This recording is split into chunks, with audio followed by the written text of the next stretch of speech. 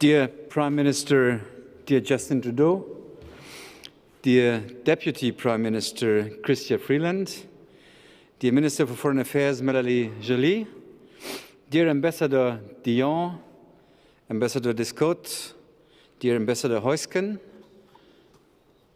dear Mrs. Donselmann of Allianz, who has made it possible for us to host this event at the Alliance Forum at the Brandenburg Gate. Thank you very much for giving us the opportunity to meet here in this building.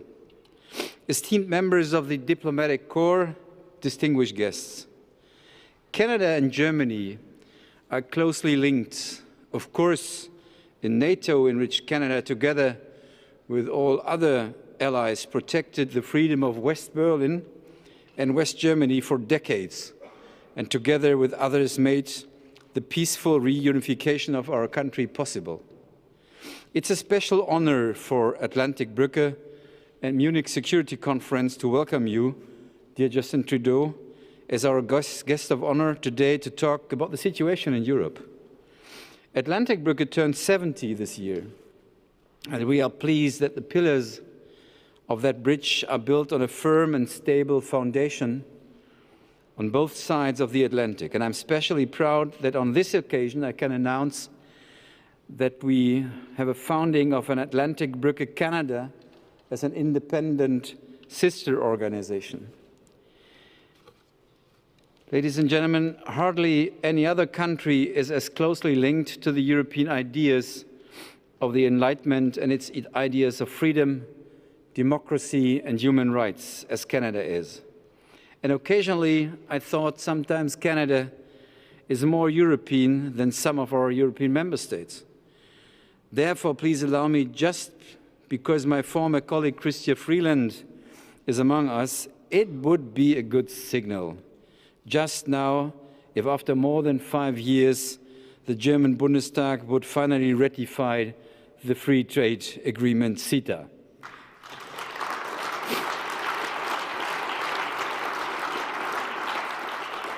Which not only brings advantages for both sides, but above all is the most modern free trade agreement of our time. Because right now we are realizing we are living in a time in which even fundamental foundations of peaceful coexistence between peoples do not endure. War is once again raging in the middle of Europe.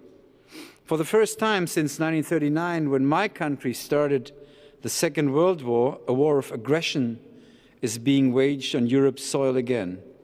Almost 80 years after the inhuman Nazi regime was defeated and 30 years after the end of the Cold War, Putin's war of aggression makes clear that we are entering again new dark ages.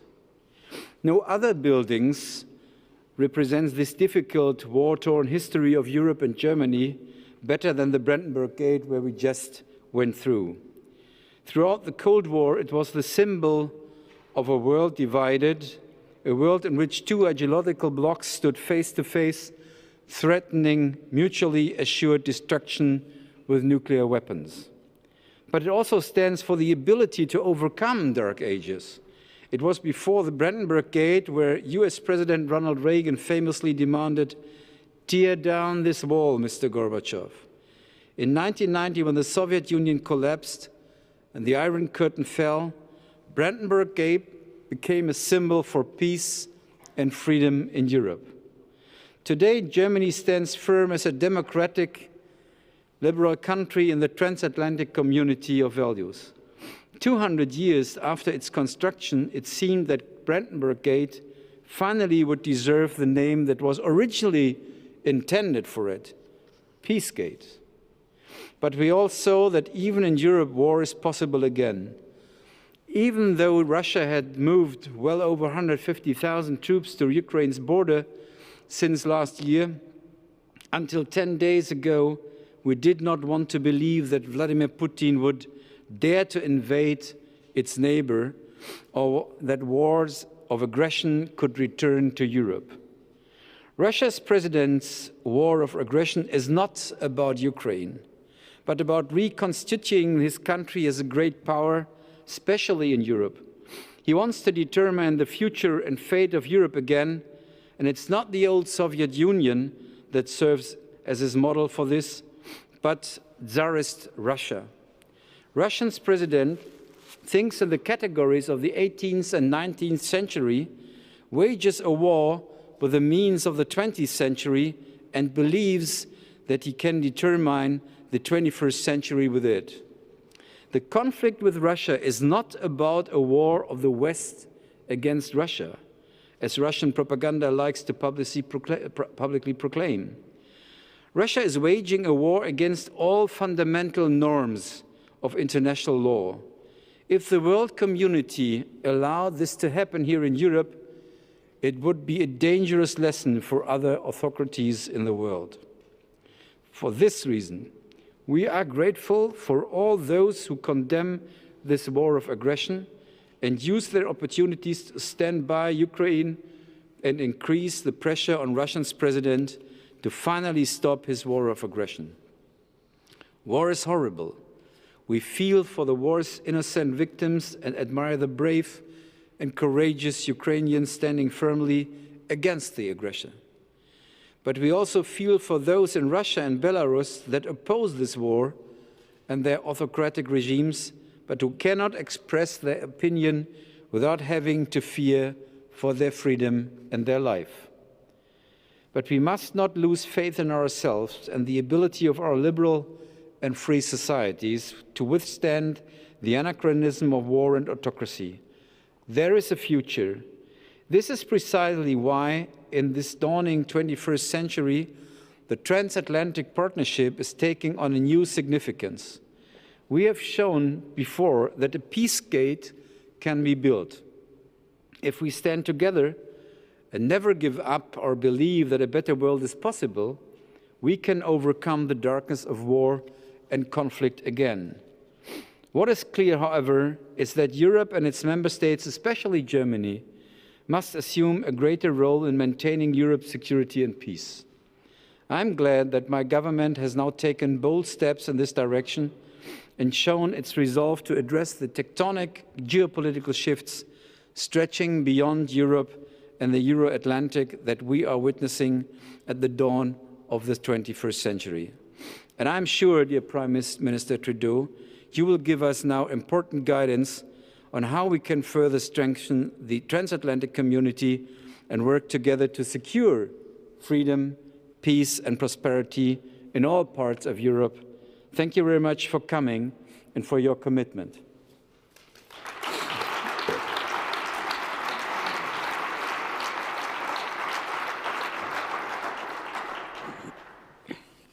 Thank you, Sigmar, for that warm introduction. It's so great to see you again. We really did work very well together during the CETA negotiations, and you've always been a friend and an ally to Canada and to democracies around the world.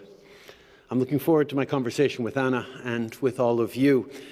I want to thank Atlantik-Brücke and the Munich Security Conference for bringing us together.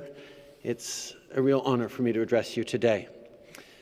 It's also very good to see Ambassador Heusgen today. Christoph, I will always remember that during your final closing speech at the UN Security Council, you chose to take part of your time to call once again for the freedom of Michael Kovrig and Michael Spavor, two Canadians who were arbitrarily detained in China. Thanks in part to your advocacy and the advocacy of friends and allies around the world, those two men are at home now. Thank you, Christoph.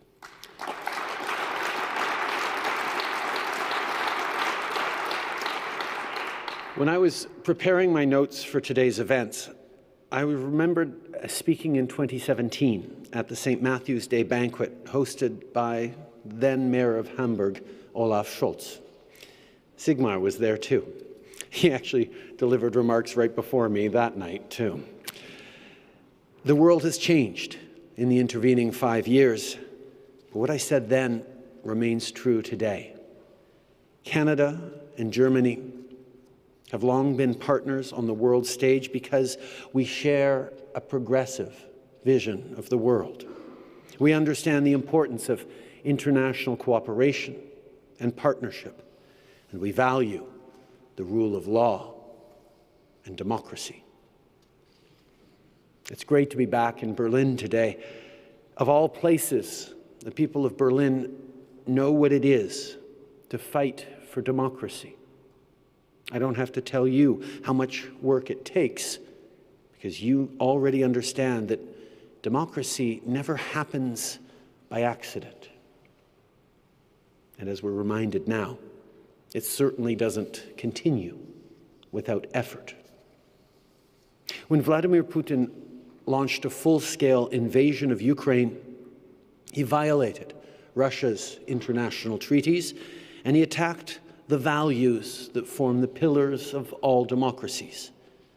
This kind of brazen disregard for law and human life is a massive threat to Europe and to the world. Au cours des 80 dernières années, nous avons collectivement établi un ensemble de règles et d'institutions pour assurer la stabilité et la paix dans les affaires internationales. Nous l'avons fait pour protéger les gens et donner la meilleure garantie possible de respect et de liberté à tous nos citoyens. Ce sont ces règles et institutions qui sont aujourd'hui ouvertement menacées. President Zelensky and the Ukrainian people, who are demonstrating so much courage and resilience, they're not only defending their country, they're defending the democratic values that are so important to all of us. They're standing up to authoritarianism, and Canada and Germany stand with them. With our allies and partners, we've put in place the toughest sanctions ever imposed on a major economy. We're making sure Putin is held accountable for his actions. Canada also remains unwavering in our support for NATO. We're supporting NATO's efforts to protect Euro-Atlantic security, democracy, and the rules-based international system we worked so hard to build together. Last month, Chancellor Scholz made a historic announcement to shift German policy to meet the challenges of today, including by supporting Ukraine with lethal aid and military equipment. While Canada and Germany have stepped up to help defend Ukraine, so has all of Europe. Under the leadership of President von der Leyen, a proud European and a proud German, the European Union is mobilized to defend democracy. And in this, Germany and the European Union can count on the full support of Canada. Now, Vladimir Putin is undoubtedly a threat to Ukrainians and a threat to people beyond their borders. But even as we are clear-eyed about the challenge he represents, we mustn't despair. Because at its best, democracy is always stronger than authoritarianism. But if we're going to be honest with each other, democracy hasn't exactly been at its best these past few years. Even as we're fighting Putin's invasion, we need to recommit ourselves to the work of strengthening our democracies. Apathy, cynicism, misinformation and disinformation, declining voter turnout, mistrust in our institutions. It's our job to rebuild that trust, to give people reasons to have faith in our institutions, to get involved in civic life. We can't let fear, anxiety, and envy overcome the hope, the earnest optimism that is necessary for democracies to thrive. We can't settle for simplistic answers to complex problems. We can't let nativism distract from the hard work of building better systems and real solutions. These challenges are not easy for any of us, but addressing them head-on is essential. Ce matin, le chancelier Scholz et moi avons réaffirmé notre volonté de défendre les démocraties et lutter contre la désinformation. Le Canada et l'Allemagne vont accroître leur contribution au mécanisme de réponse rapide du G7 annoncé à Charlevoix, en portant une attention particulière aux pays visés par les tactiques malveillantes de la Russie. Soyons clairs, la propagande et les cyberattaques nuisent à notre économie et minent la confiance des gens envers nos institutions. Vivre en démocratie, ce n'est pas quelque chose qu'on peut tenir pour acquis. Il faut être constamment vigilant pour défendre nos valeurs et les institutions qui les protègent. We all have a responsibility to deal in facts and to fight the flood of disinformation and manipulation. While social media has a profound positive effect on society, it also has a role in enabling harmful content, like hate speech and misinformation. Domestically, our government is working on new legislation to address online harms. This year, Canada is chair of the Freedom Online Coalition, and our goal is to encourage the public to have informed and meaningful engagement in society, both offline and online. We all have more work to do. In the 1930s, Thomas Mann described how democracy is built on the respect for the infinite dignity of each individual. One of the most powerful ideas Canada hopes to share with the world is our deep and abiding belief in diversity. Not only do we believe in it, we embrace it. Although that's not to say we have it all figured out. We're making progress, but there is always more work to be done on fighting systemic racism, on gender equality, on defending LGBTQ2 communities, on reconciliation with Indigenous peoples. Last summer, Mary Simon became the first Indigenous Governor-General in Canada's history. When she was in Germany for her first state visit just a few months ago, she led Canada's delegation at the Frankfurt Book Fair. Because it's only through sharing knowledge and listening to Indigenous people's perspectives that we can hope to fully achieve reconciliation. That's why we need to stay open to hearing their truths and honoring their stories through books, oral history, and celebrating together their culture. The respect for the infinite dignity of each individual means no one should get left out. And this is also true for people who hold different political views. We all need to commit to more listening and less shouting. Diversity of ideas helps us learn from one another. Talking with people who think differently from us is how we challenge ourselves. And challenging ourselves is how we grow. So by strengthening our open, inclusive societies, everyone benefits. Democracy benefits. It's true for Canada, it's true for Germany, and it's true for everyone around the world. Il y a encore beaucoup de défis devant nous. La guerre en Ukraine, la pandémie, la crise climatique. Les conséquences sont réelles et elles touchent la vie des gens dans leur quotidien. Pour affronter ces crises, nos démocraties ont besoin d'être solides et robustes. Et nous devons continuer de travailler ensemble.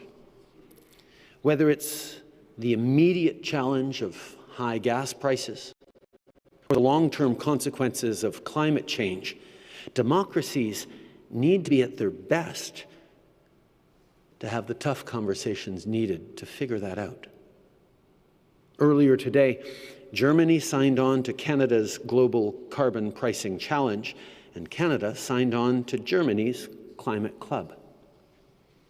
Now, not only do we both have a price on pollution at home, we'll both be driving this work on the world stage, too.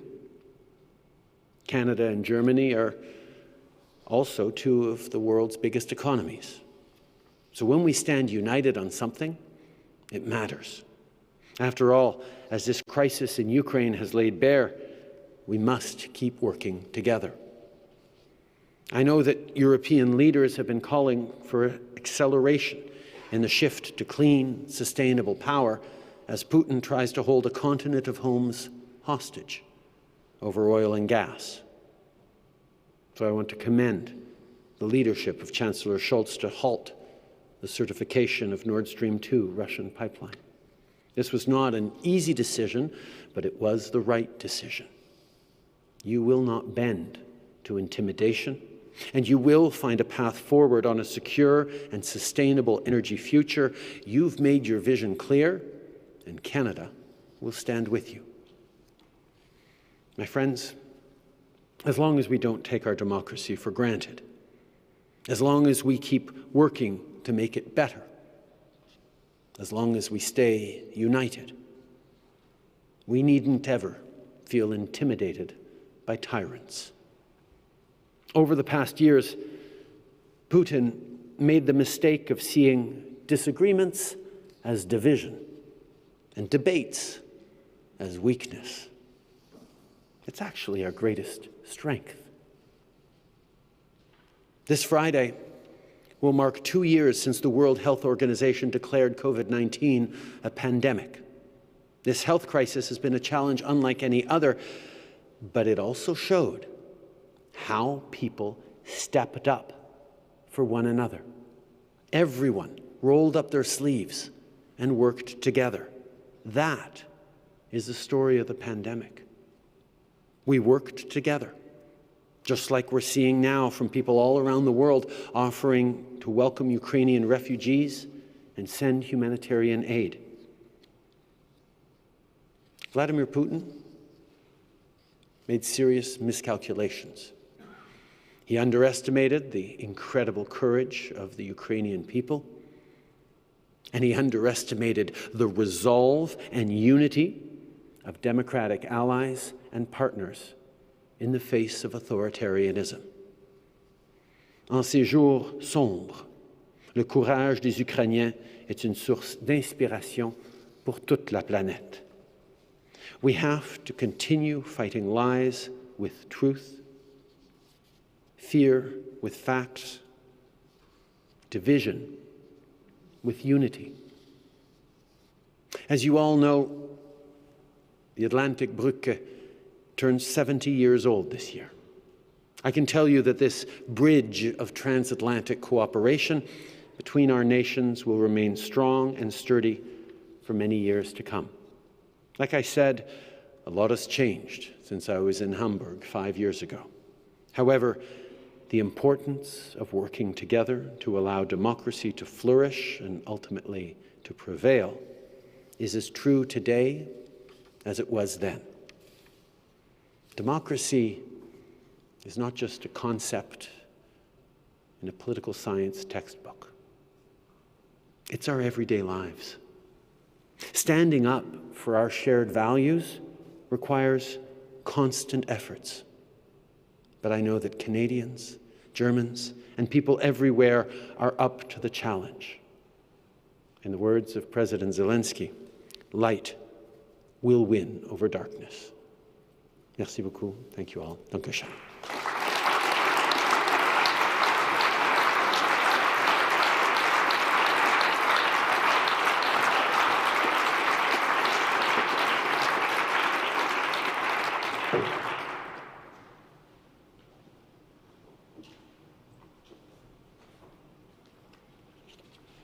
Mr. Prime Minister, this is a very tough act to follow. Thank you very much for a wonderful, wonderful speech. Prime Minister, it's wonderful to have you here. It's wonderful to have your ministers here, Excellencies. Sigmar Gabriel, thank you very much for joining us this afternoon. The Munich Security Conference is very happy to join the Atlantik-Brücke as co-host for this afternoon. And I would like to start by thanking Sigmar Gabriel for making the point about CETA. I think it cannot be that 5 years after the closure of negotiations, whereas Christoph Freeland, who worked around the clock, we all remember your fight for it, that the German parliament has not ratified. I don't know if there are parliamentarians here, but I think it must be a must. It's an anachronism that in these days the parliament still has not ratified the agreement. Prime Minister, I also come with a little task for Canada at the end, but I think we have to do our homework here. When I look back at my years as diplomatic advisor to the Chancellor, and when I look back also to the years in the UN, I must say there was no country that we worked closer with than Canada. And this is not only to please you here, but when I look back how closely we worked with Christia very closely, not on CETA, on Ukraine, 2014, 15, and what followed. You have in your staff one, which I tell you a secret now, I think you didn't know that, but he is a German spy. You have Peter Böhm, who is your Sherpa, and with him to prepare the G7 summit, the G20 summit, has always been a pleasure. And I don't know if his English is as good as his German. He's a great guy. In New York, I had 2 ambassadors I worked with. They were both outstanding diplomats, Marc-André Blanchard and Bob Ray. Marc Blanchard and we ran against each other for a seat in the Security Council. He lost, so it was a bit easier for me to maintain this good relationship with him, but he's really a great guy who I continue to be in. And then there is Bob Ray, who was president of a party in Canada and governor of Ontario, and an outstanding diplomat. We worked together in New York. You mentioned my final speech in New York in the Security Council, where I raised human rights towards Russia, towards China. And I asked Bob before, should I do it? Should I mention? He said, yes, go ahead. Prime Minister and all my colleagues, I have a certain disappointment when I asked my 9-year-old son this morning, told him I'm supposed to give a speech here on Canada. I asked him, what do you know about Canada? And I thought that he would say Pierre Trudeau or Christian Freeland. Said Alphonso Davies. So he is, for those of you who do not follow soccer, he is the left defense of Bayern Munich. He won the Champions League in 2020, hero of my son, so this stays in the family. Now, more seriously, I don't want to give a long speech. You have said it all. This was a wonderful speech that you. I think that we are we live in very tough times. I think that many of us, also diplomats who have been around for some time, have not been in as a critical situation as we are in today. I totally agree what you said, Prime Minister, about democracy is always stronger, but we have to make sure that we prove that our democracy is more efficient, it works, people feel represented. What you said about apathy, misinformation, mistrust, it's all right. But also, I wanted to say to echo what you said on diversity. We live in Berlin, the Germans here, most of them. Berlin is also an example of diversity, and I think Germany has, just as Canada has, enormously benefited from diversity. Going back to soccer, without diversity, we wouldn't have won the World Cup in 2014. But again, we have to work on this, and it is not easy. When I worked with Marc-André and Bob in the UN, we could see, when I was in the Security Council, we could see day after day how difficult it was for democracies, for the countries that are for the respect for international law, for the UN Charter, for the Universal Declaration of Human Rights, to make their point and to get across that this is what the world should stand by. And while we have this unity in our alliance, we have it in the European Union, we must not have illusions.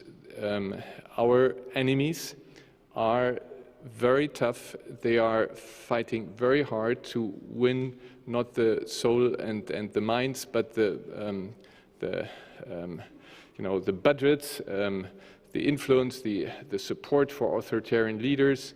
And we have to be careful that we are not only look into our own countries, our own European Union. We have enough problems. When you look at right now, I had a conversation yesterday with the mayor in Hungary, who is the candidate for the opposition for the elections in Hungary, who clearly said that when you look at Hungarian public opinion, when you look at the media, it's more a pro-Russian stance that you could imagine. And this is in a country that in 1956 has witnessed its own Russian aggression. So we have to fight for it. It's not self-evident that we will win, and we have to work in Europe, outside Europe, in North America, but we have to pay much more attention to Latin America, to Africa, to Asia. We have also to reach out. It's not enough that we work here, and as I said before, there is no other partner that we work better with who stands up for the same values as Canada did. I said at the beginning, and I don't want to stand between you and the debate now, there's one thing, and allow me to mention that. I was always very outspoken in the Security Council. There's one thing which always hurt me, and that was when we discuss at the UN, Christian, you know it, Foreign Minister knows it, when we discuss about the reform of the Security Council. I deeply believe that we need, if we believe in the UN, we need to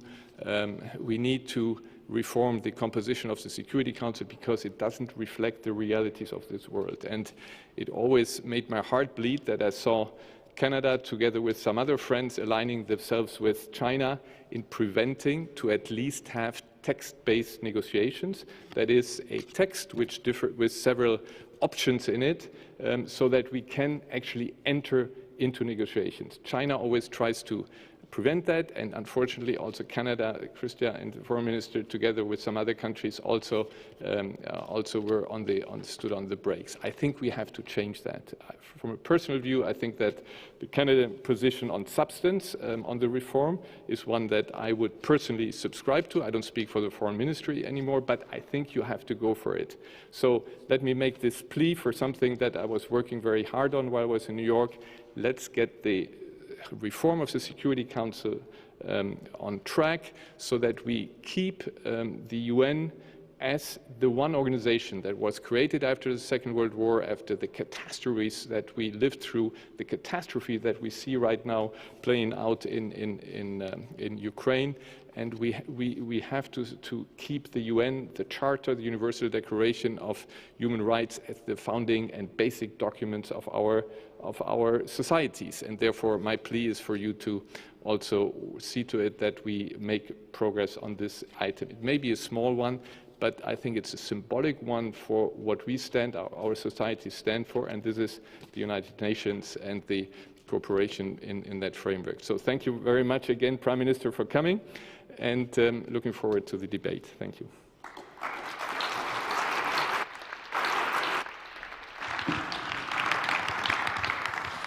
Oh, thank you very much, Prime Minister, for taking a few questions from the audience. And from me, my name is Anna Sauerbrei. I'm a foreign editor with the German weekly newspaper Die Zeit. I would like to start with the one question that is, I think, on all of our minds right now, and that is the question of your assessment of the situation in Ukraine. Do you think Ukraine can win this war? Will Ukraine survive as a sovereign country? Yes, I do, unquestionably. The question is how long it's going to take, how how we managed to get there with the least amount of loss possible, how we are able to ensure that Ukrainians continue to thrive in a vibrant, independent country. Russia's invasion of a sovereign, independent neighbor for narrow, not even narrow, very personal self-interests by Vladimir Putin. It's not in the interest of the Russian people to be invading Ukraine. And the world is strong and united against it.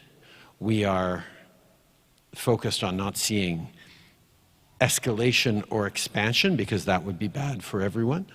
But we are going to continue to stand with Ukraine as long as it takes. The sanctions that we've put in on Russia will be able to stay in place as long as necessary to ensure a free and independent Ukraine once again.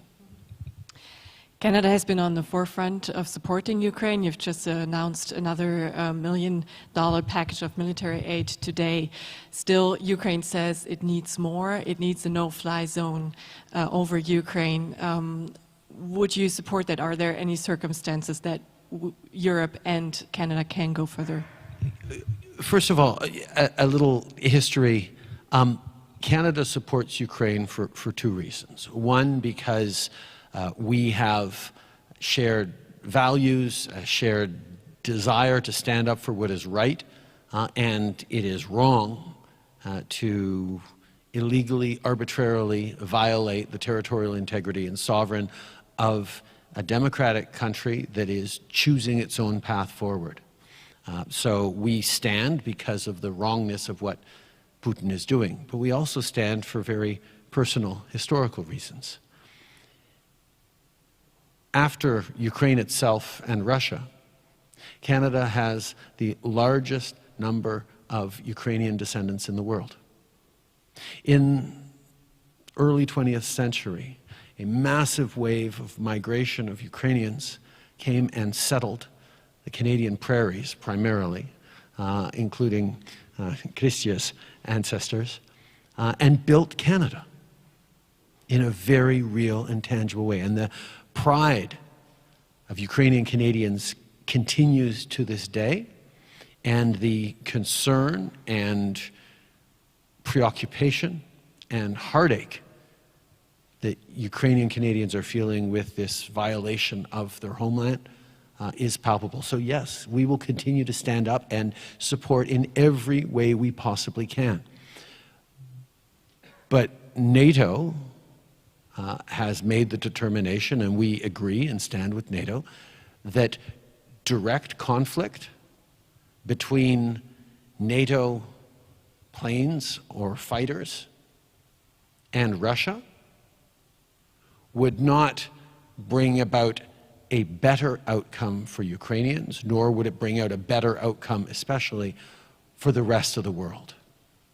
That the crippling sanctions we are putting forward, the condemnation of the world, and let us be clear, yes, this is a European conflict, but it has ramifications around the world. And in my conversations, and in my foreign minister and finance minister's conversations with people around the world, from African leaders to Asian leaders to everywhere, the principles at play here, this sort of neo-colonialism that Putin is engaged in, this violent overturning of rules and principles that we all agree to abide by through the UN Charter, is a threat to stability, prosperity, and peace everywhere around the world. And that's why an unprecedented condemnation of 141 countries at the UN is a clear signal that we are all not backing down from this fight.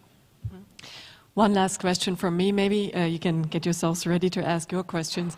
But I wanted to ask about something that Europeans are very scared about, and that is Vladimir Putin's threat to use nuclear weapons. He has put Russia's nuclear forces on a special regime of combat duty.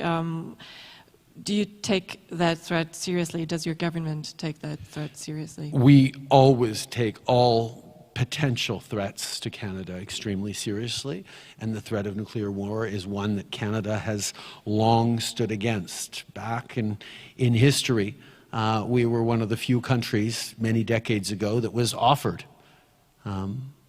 nuclear weapons in the Cold War, and we chose to say no. We steadfastly decided that nuclear armaments was not the right path forward for us, and obviously not for the world either. But we continue to make sure that we're doing everything we can to avoid that. The concern is that Putin is in a situation where there's no easy out for him, because the path to victory is extremely unclear right now. Even if he were to be able to occupy all of Ukraine, the crippling sanctions that the world has put on Russian leaders and on the Russian economy means that over the coming years of the very difficult occupation of Ukraine,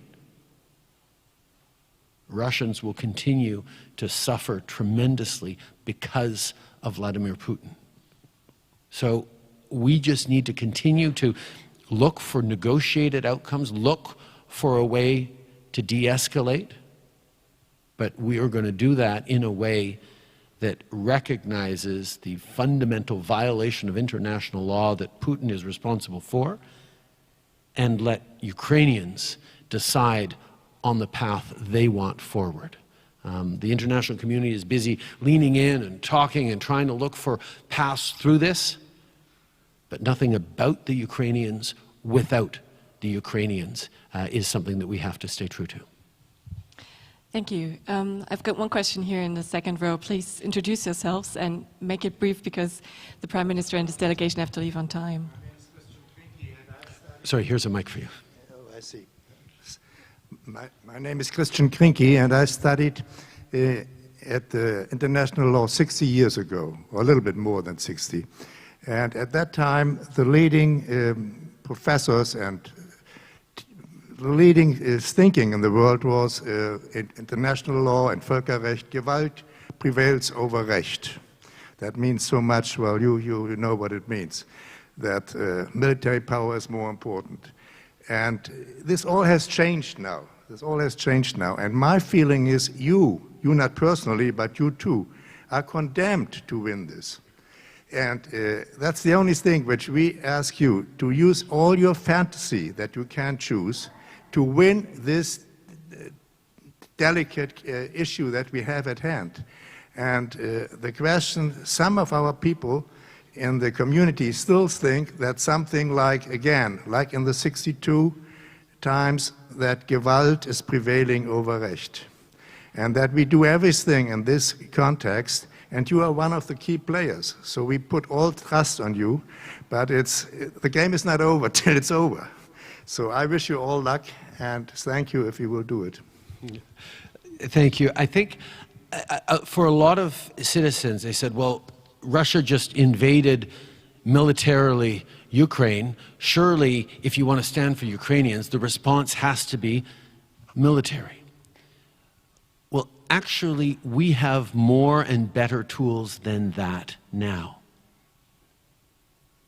The power we have, that we have built up over the past 75 years of unprecedented peace and stability around the world, means that we have the tools to damage the Putin regime far more effectively than we ever could with tanks and missiles. That they chose to overturn 75 years of rules-based order, of peace, and by ensuring that they do not benefit from the growth and the prosperity that those 75 years of peace and stability has given the world, is one of the best ways to make sure that they lose, and that's exactly what we're doing. So thank you for your words. Are there any more questions? Your chance. Yes, please.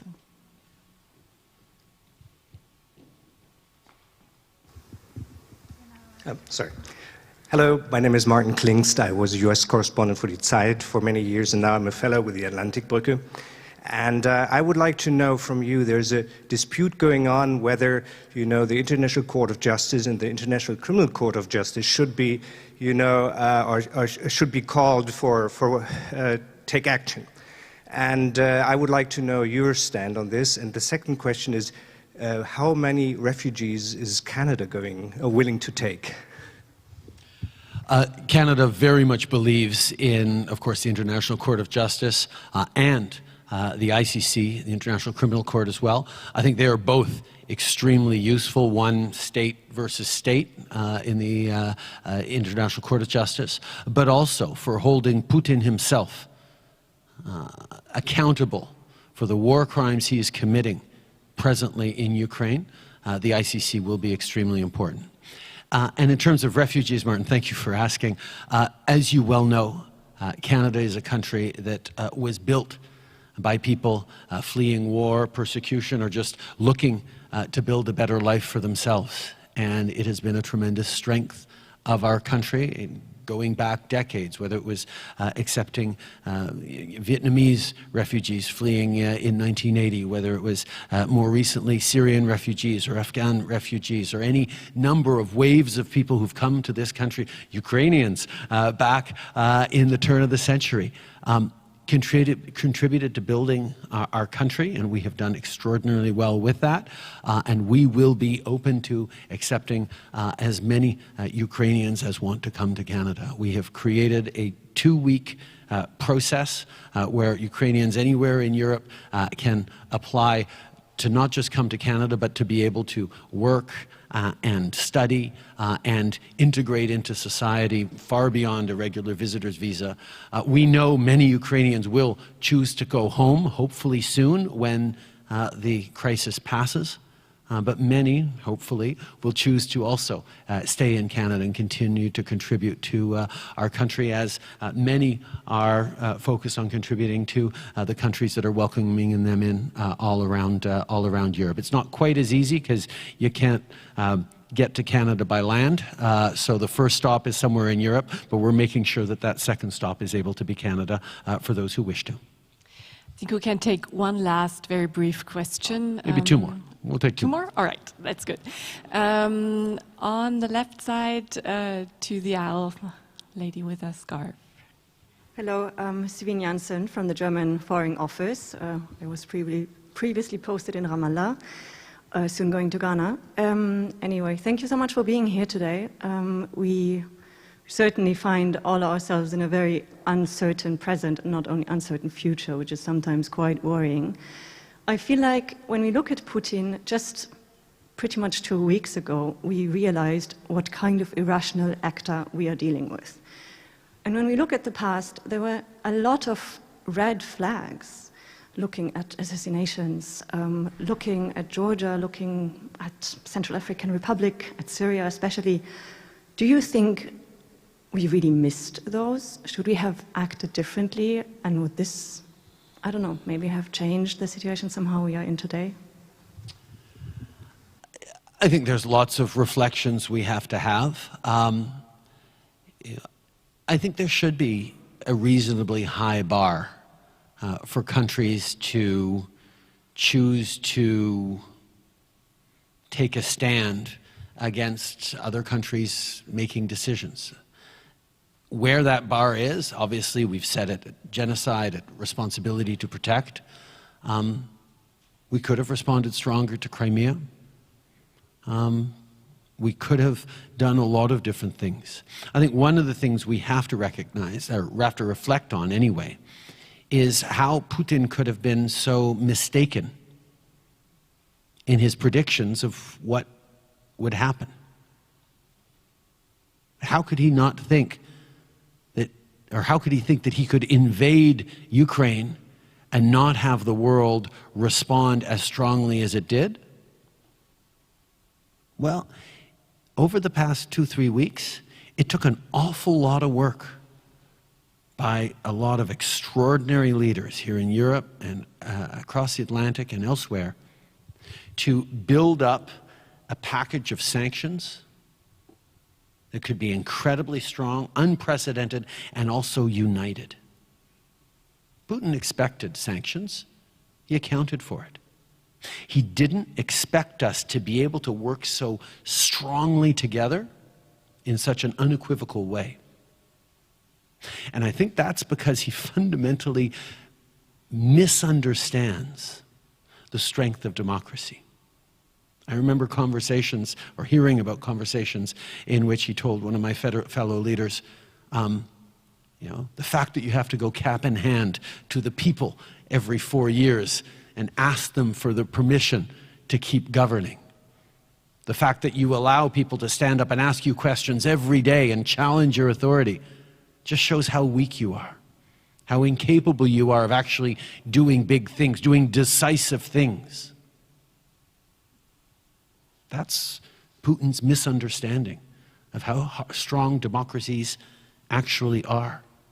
What he saw as disagreements and division are actually robust debate and a capacity to do things with free and strong and determined citizens willing to stand up for the rights that have benefited them so much. And perhaps we haven't done a good enough job over the past years in countering the rise of authoritarian strongmen in times of uncertainty that we're facing right now, whether it's COVID or climate change or rampant populism. There is an appeal for someone, for a little bit of authoritarianism, that democracy has struggled a little bit to counter. And I think this invasion is certainly, on top of all the tragedy it is also a wake-up call to all of us, that whether it's misinformation or disinformation, whether it's bringing people together in a way that provides hope and optimism and confidence in institutions, like these are things we need to do. So make no mistake, this was Putin's mistake, Putin's fault, Putin's choice to do this. But I think we'd be missing an opportunity if we didn't say, can we reflect on how to better project the actual strength and appeal of democracy as a system so that we are more compelling to all those countries that are looking at the different paths forward and wondering whether democracy is actually better than authoritarianism. It is, and we're busy proving that right now. All right, let's go to the other side again, and there's the last question goes to, yes, please, second row.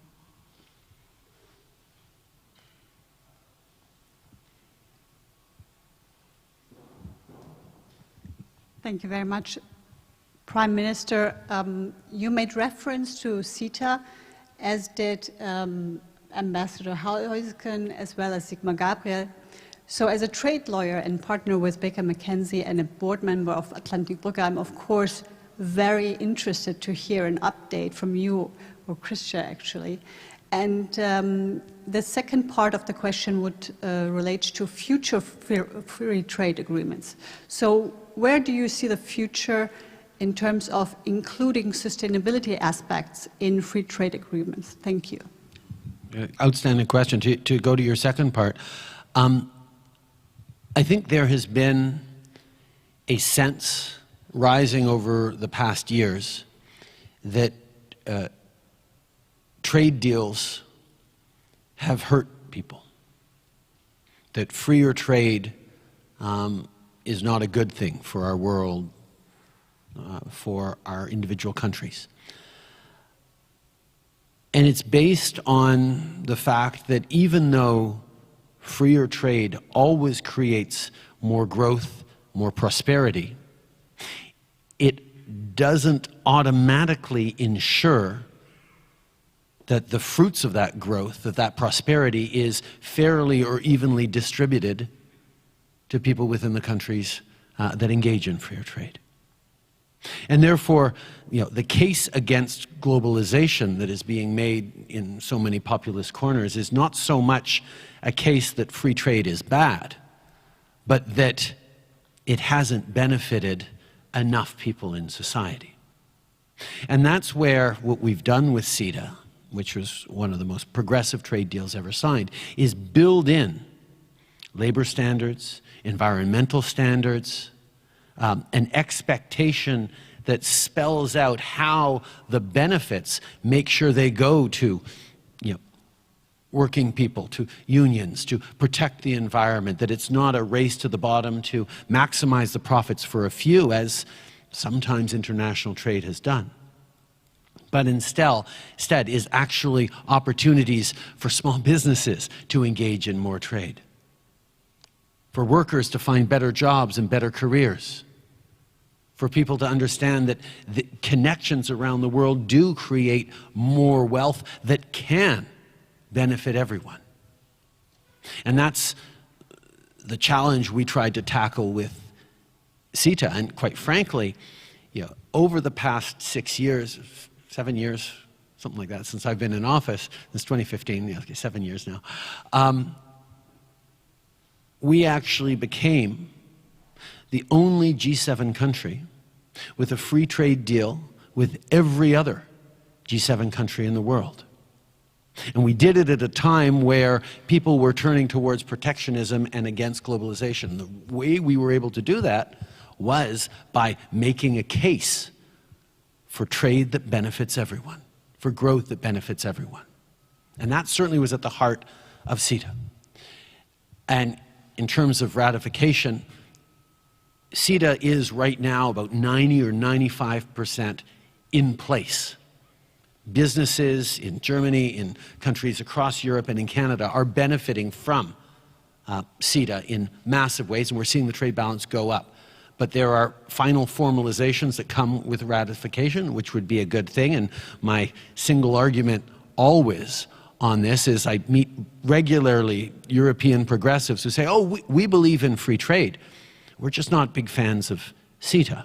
And my question for them is, if you can't agree to a free trade deal with progressive, forward-thinking, friendly Canada, and how can you imagine that you'd be in favor of a free trade deal with anybody else?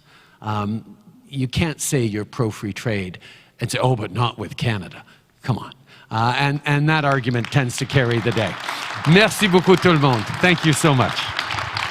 Thank you very much, Prime Minister. Thank you. And thank you all for your questions.